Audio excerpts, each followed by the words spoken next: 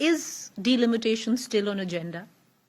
Already, Prime Minister has made a very clear-cut commitment to the women of this nation that women reservation and the commitment given by the Parliament to the women of this country will be fulfilled. That is a commitment given by the Prime Minister. महिलाओं को अपना अधिकार हम देके छोड़ेंगे, ये प्रधानमंत्री का वादा है. So based on that, we are working. But sir, why I hope can't... you understand with that. No, I understand. So that means you are working. But then why can't reservation be given on the current strength of the House, which is 543? Why must we have delimitation or anything else? You must have read 2003 delimitation, that provision there. Delimitation, women reservation. We call the women reservation as Nari Shakti Vandan Adhiniyam. Yes. Okay. When the Nari Shakti Vandan Adhiniyam was passed in 2023, you read the provision.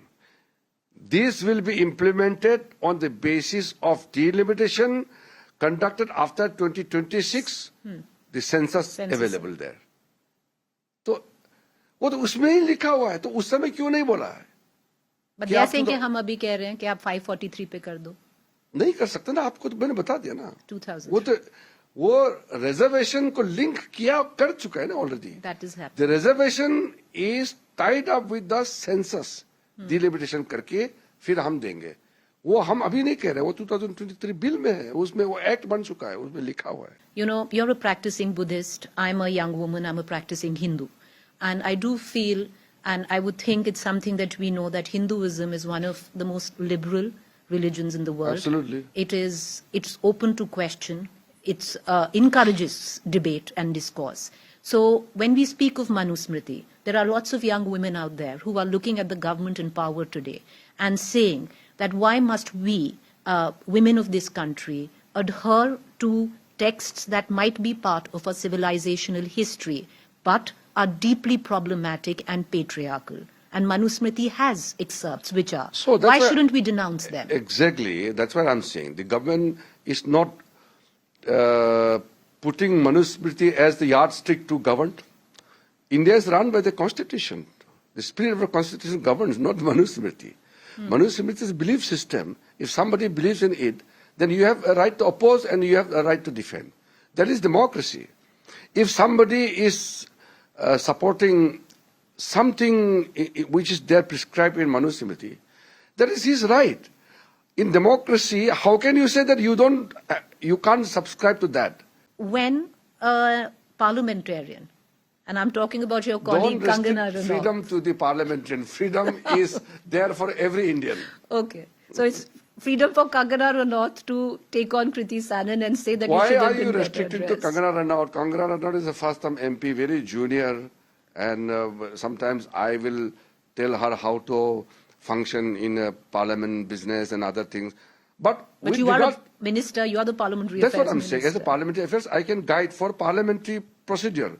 But I can't guide her what to speak, what not to speak. I agree. These are a personal choice. But should some leaders show restraint? And I'll give you another example. At the same time, when the Prime Minister was striking such a reconciliatory tone of forgiveness with students, at the same time you had certain ministers like her again who called Gen Z gutter generation. No, that I heard it. She didn't say that. She says that those who abuse, not everybody. She clarified it. The RSS chief in a public meeting said, and I want to quote here so I don't get it wrong, Jantar Mantar exposed the systematic flaws in the government. Failure in the system was there. So you accept there was a systematic flaw. अगर system में बदलाव जरूरत नहीं होता तो नया कानून क्यों लाते? There was certain improvement or certain reforms required. That is why new law was brought in. If everything is perfect, you will never need Parliament to make another law.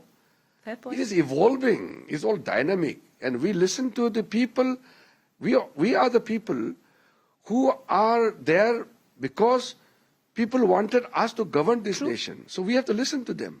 We are not there from the aliens. A lot has been said about excessive force. You say that no bullets were fired. But on the 23rd of July, sir, the Delhi police, where the RAF was concerned, there are 2 diary entries which say that 2 rounds of pellet guns were fired under the order of a DCP. This is official documentation. तो मैंने यही कहा ना, तो I have counted many agitations, 30, 40 agitations, where people were killed during Congress time. True. In this agitation, you also have followed this agitation closely. There was no loss of lives, which is such a relief for us. Congress के जमाने होते तो कितना गोली चल जाते हैं. That is why I give the example.